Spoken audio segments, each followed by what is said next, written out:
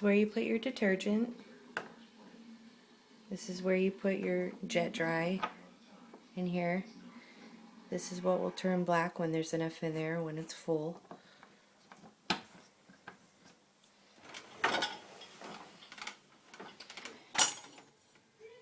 This is where you put your salt.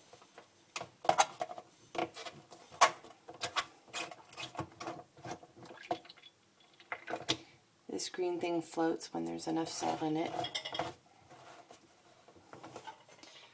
This is your food catcher. This pops off, this pops off, this pops off.